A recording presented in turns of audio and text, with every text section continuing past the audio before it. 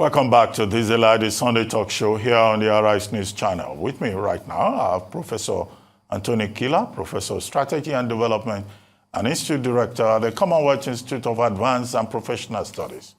Professor David Aworawo, Professor of International Relations and Strategic Studies at the University of Lagos, and Chike Ogeah, former Commissioner for Information, Delta State and Managing Director at Mark Foley Limited. Gentlemen, thank you very much for your patience.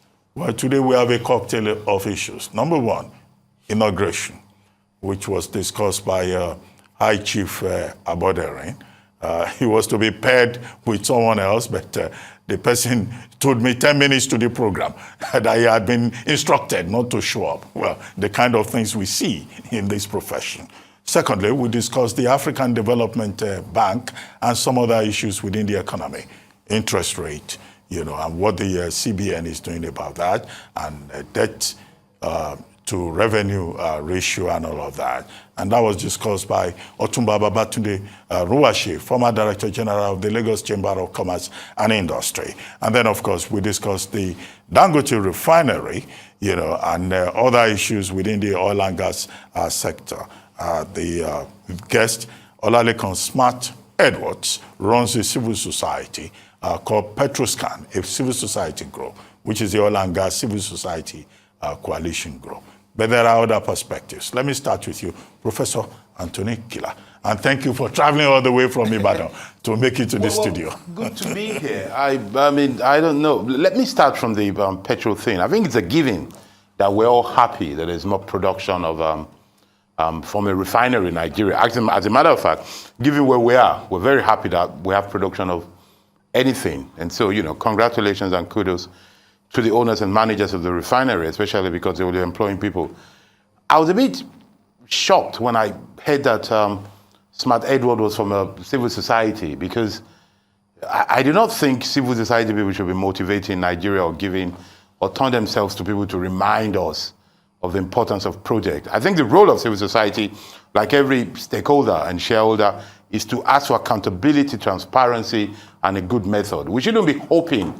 We should be asking for agreements signed by the NNPC with the private sector to see what is it in for the private sector and what is in for government, and consequently what is in for people.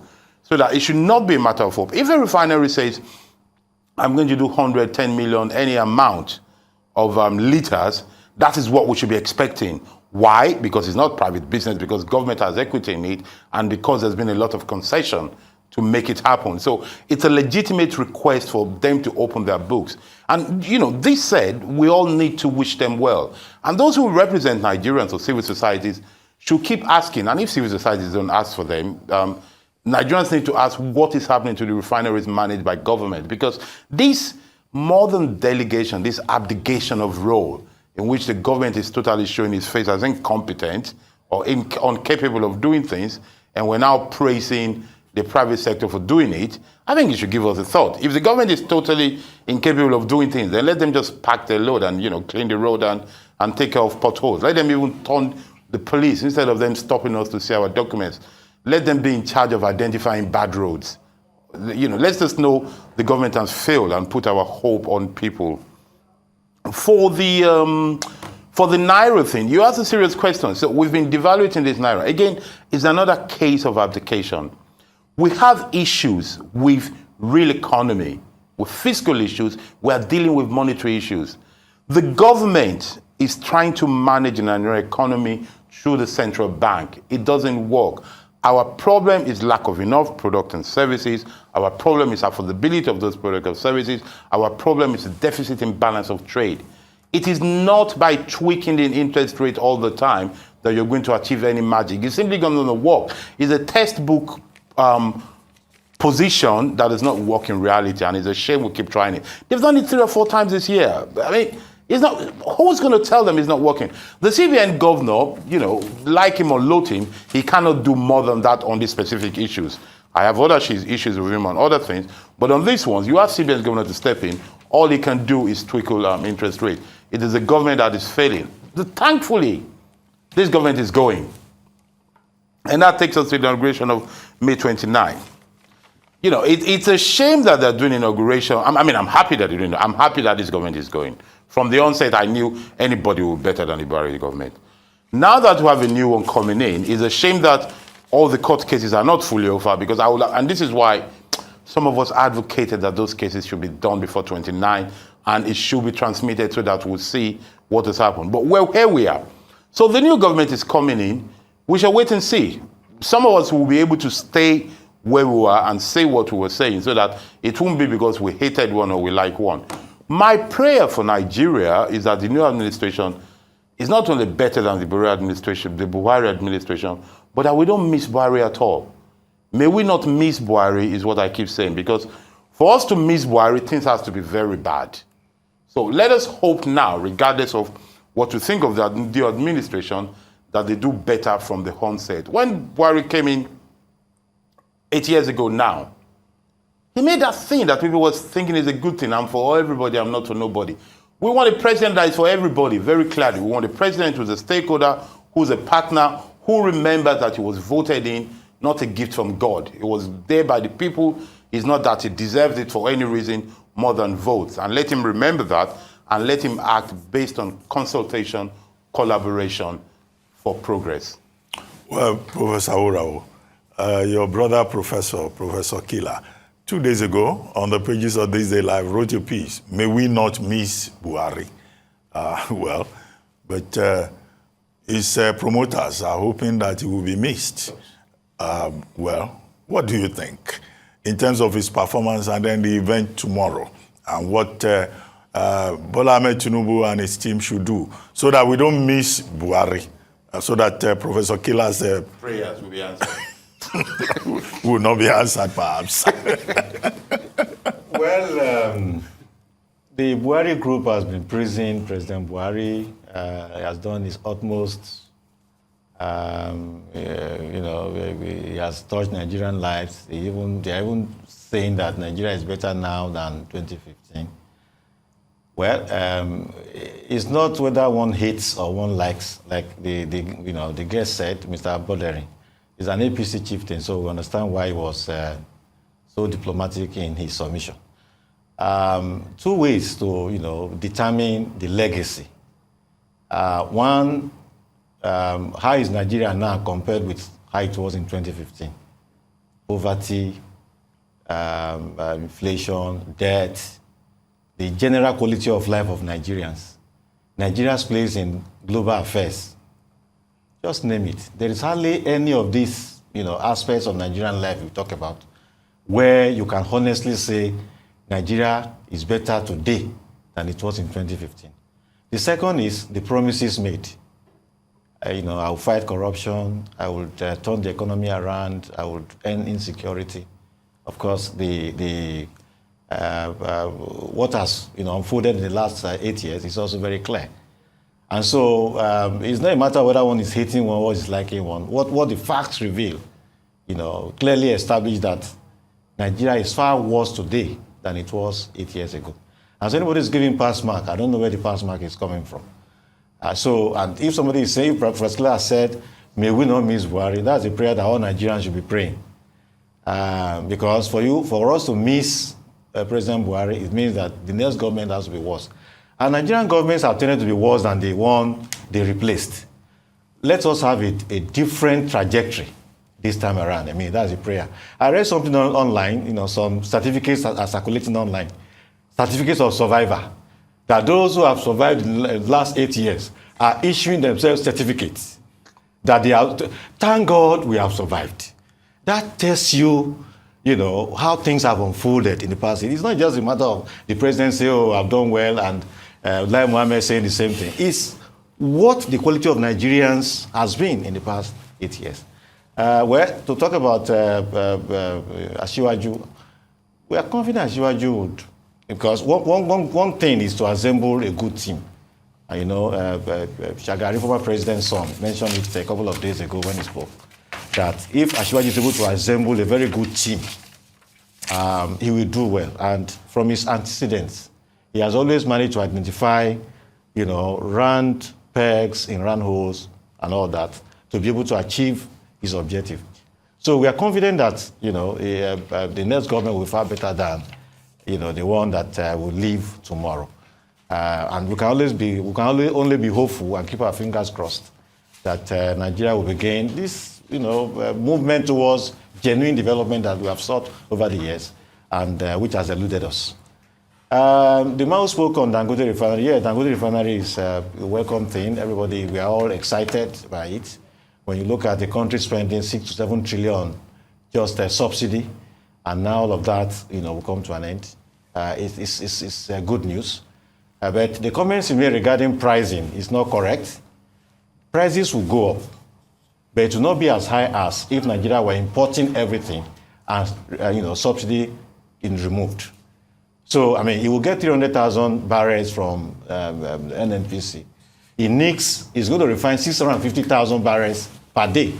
So it's going to get the extra from somewhere. And it's a private company. In fact, where the company is situated, it's supposed to produce and export. It's in the, that zone. But of course, since the company is in Nigeria, Nigerians need the product. It will sell to Nigeria. So prices will go up, but not nearly as high as it would have been if we're importing and subsidy were removed. That's why we're all excited. And of course, the impact on Forex and the rest of them. Mr. Ru, as he talked about inflation, I don't think that Nigeria should join the bandwagon of other countries and just begin to tinker with interest rate as the only way to tackle inflation. There are so many factors responsible for inflation, and interest rate is just one of it. So countries that had just 0% before or 1%, they are increasing by 50 basic points and all that, and Nigeria is just joining. When Nigeria was already 15, 16% before. When you interest in 18.5%, how do manufacturers get, funds to be able to produce at a competitive price that they can sell?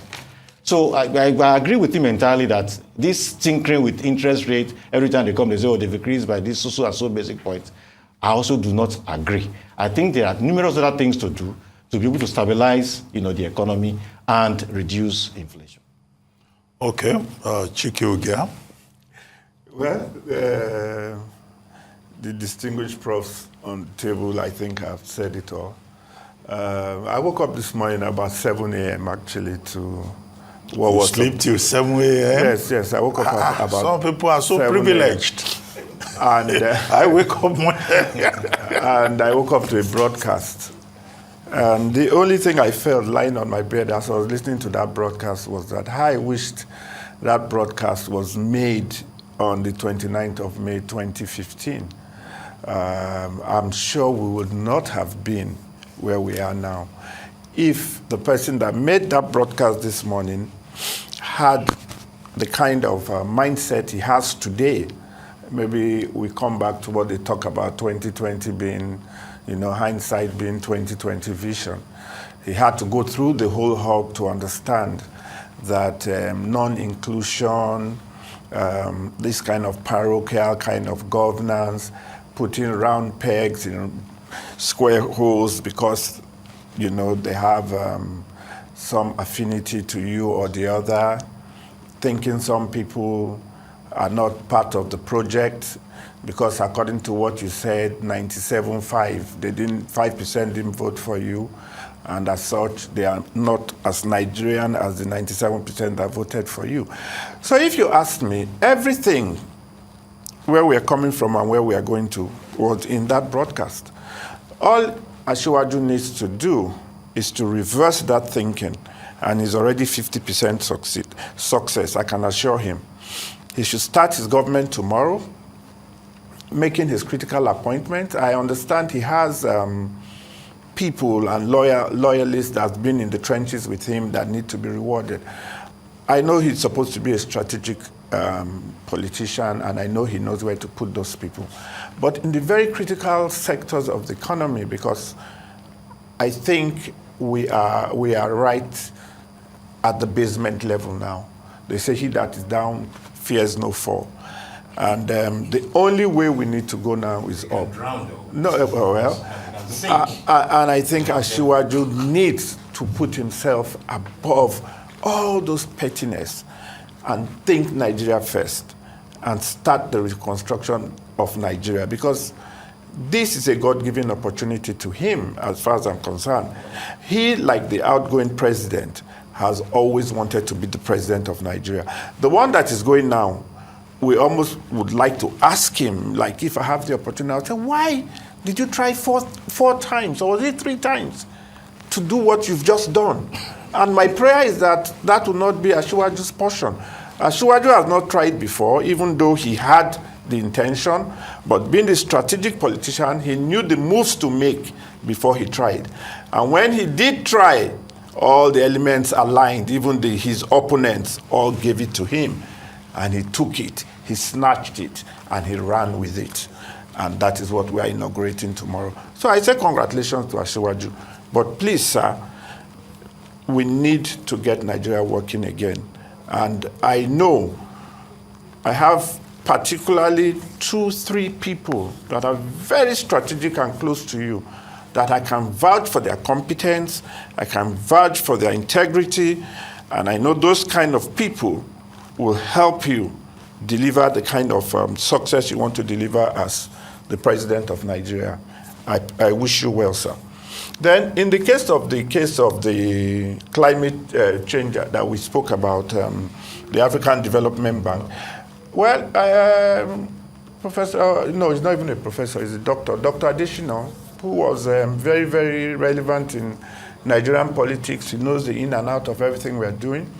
He's now on the continental stage. And he has said it. He says financing, climate adaptation, all these issues are issues that we have to tackle. But how can we do that in a continent that is so poor? I mean, when you think about climate change, of all the things a government will put money for, I mean, let's be sincere with ourselves. Yeah. If they come and say, no, that, in Nigeria, money should be voted to address the challenge of flooding. Well, you see, climate change, but fine. Priority issue. Yes, yeah. I agree. But the good news is that he said that the bank had about, is it $30 billion that they are going to use to raise further equity, and they'll be able to assist other African countries, not just Nigeria, in able to achieve these things. I think that is a good way to go. And I think with the kind of verbal commitments that were made for the benefit of Africa for most of these things, we look forward to that happening. Then also in the case of maybe the final one I will talk about, the Dangote refinery. We all witnessed to it last week. I think it's one of the best things that have come out of the country. I have personally called the chairman of Dangote Group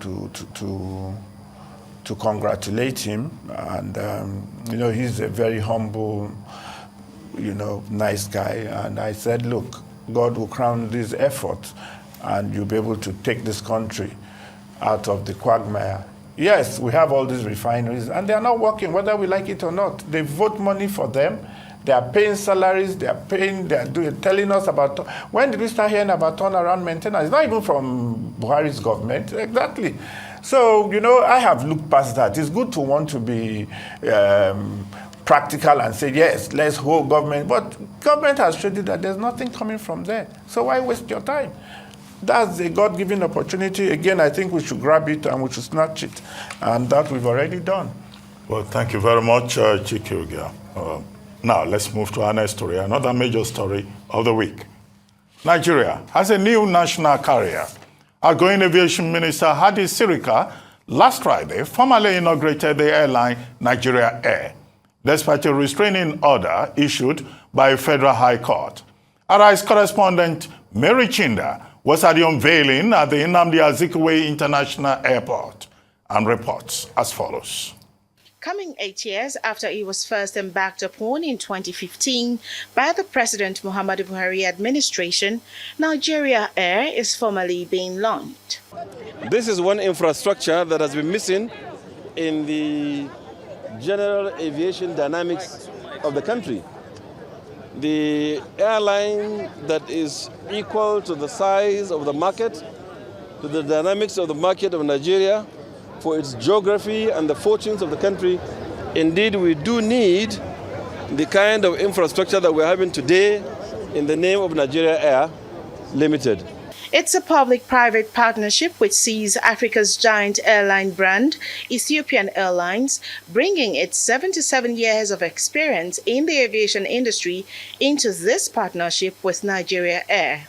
As far as airline operations are concerned, in the entire world, the partner to Nigeria Air Limited, which is the Ethiopian Airline Consortium, has the capacity demonstrated, the ability demonstrated, the wherewithal demonstrated, and the heart to remain in this very challenging industry to continue to do business. Very important, and the Ethiopian Airlines is here as part of the consortium to work on the development of Nigerian airlines, and we will for sure play a significant role in sharing our experience in the field of aviation. Though domestic operators under the aegis of the Airline Operators of Nigeria have faulted the outgoing minister's decision to launch the operations of Nigeria Air today, despite a restraining court order barring the Director General of the Nigerian Civil Aviation Authority, Captain Nuhu Musa, from issuing an air operator's certificate to the national carrier. The minister, who seems clearly unperturbed, says Nigeria Air, which moved from the moribund Nigeria Airways, will only begin operations locally after being certified by the NCAA. They went to court to challenge, in my opinion, that they said in court that they do understand that Nigeria Air Limited is company known to law, and they're allowed to do their businesses just like them. But their concern is they don't want them to partner with Ethiopian Airlines because Ethiopian Airlines will take their business.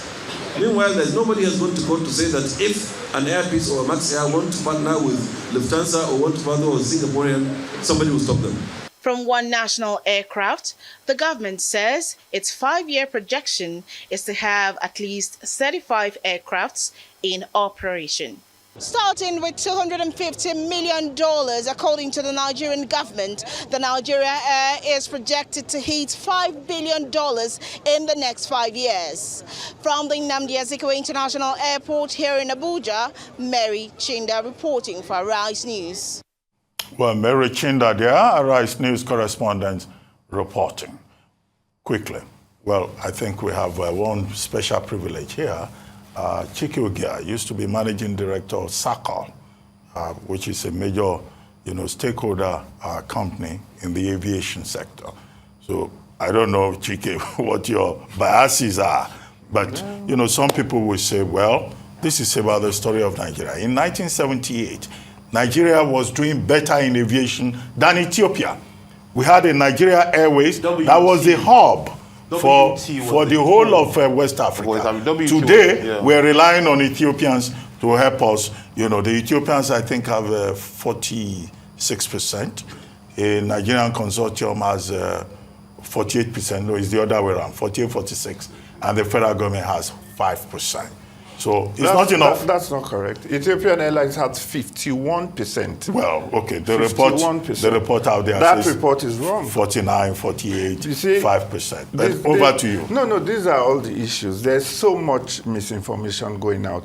And just from the introduction you said, nobody is fighting or is against us having a national airline, although a lot of people think the time for a national airline is long gone. Most countries have what they call flag carriers now, which not because we all come with that maxim, government has no business in business. We just keep mouthing it. But what we see happening now is the real meaning of it. Now, I heard your correspondent say that it was a PPP. Let's start from the beginning. The ICRC, which is the Regulatory Commission, it has not issued any certificate for this. Go and find out. Like you rightly said, my former company is supposed to even be a partner in it, but you noticed that it was just the Ethiopian deputy CEO who was talking about Nigerian Airways that was there. Where are the Nigerian partners? Like I said to you, the Ethiopians have 51%. Their transaction advisors have a further 3%, which means altogether they have 54%. Those ones did not bring any kind of equity and were given 3%, like I said. and they're all going to be paid monies. I think I've forgotten how much dollars they are supposed to be paid because I don't really have the thing. I'm just going to tell you the broad strokes of it. But they are supposed to be paid some amount in dollars. Then the Ethiopians are supposed to bring all the executive positions of the airline.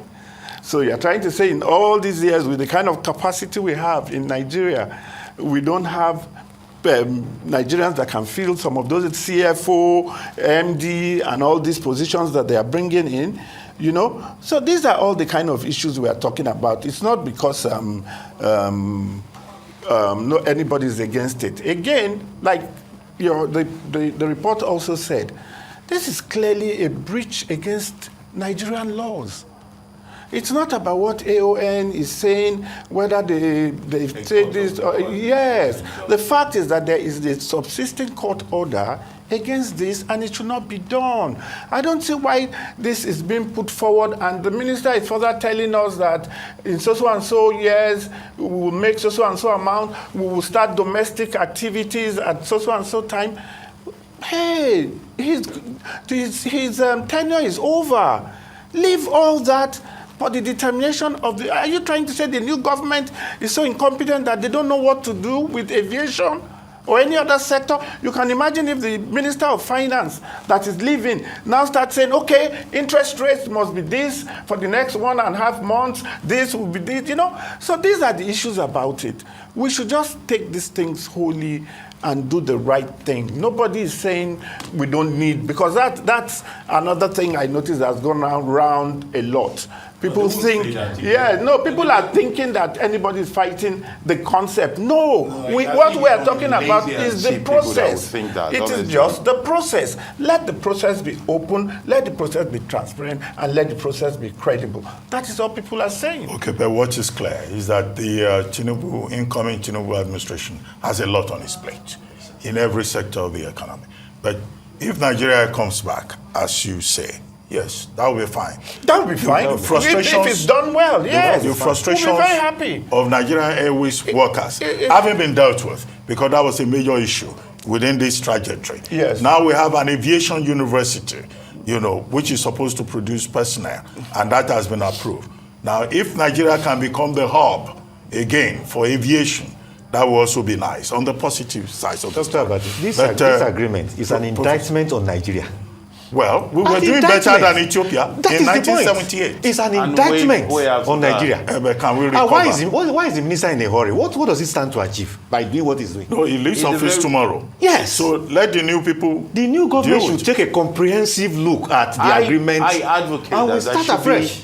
I advocate that there should be a public inquiry into the process that led of the Air Nigeria from its conception. By the way, I've had cause to say this. There should be a public inquiry. And I want the incoming government to take this as an official, as a people's request for the sector. And I advise all the stakeholders in aviation to push for a petition and agenda asking for a public inquiry on the process of the Air Nigeria. They are already standing their ground. No.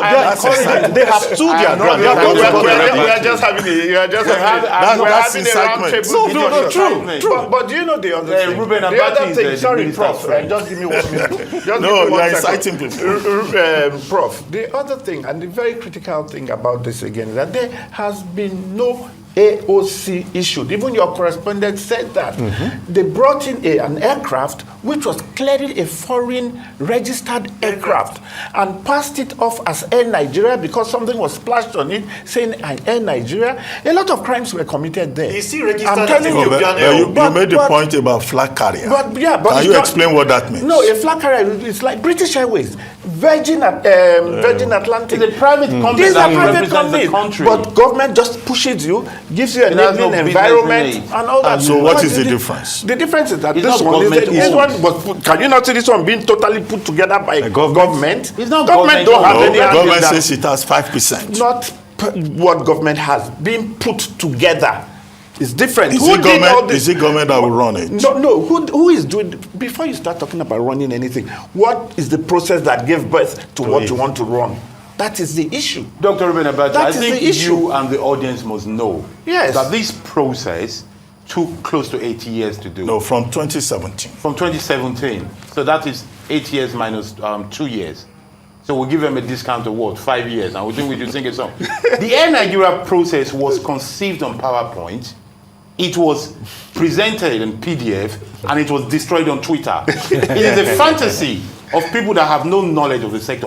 And I say this authoritatively because I have led a consortium that has floated an airline before and did not take us 5 to 7 years. Oh, okay. This conversation is being carried out by interested parties. But I'm sure, as you have said, Nigerians can ask more questions and we'll get more facts. Exactly. But, okay, a new administration is coming in. Yes. By tomorrow, it will be Tinubu's edict Let to it worry start about with a all public of this. inquiry. Thank you very much, this Professor one. Kila. Thank you, Professor Aworawo.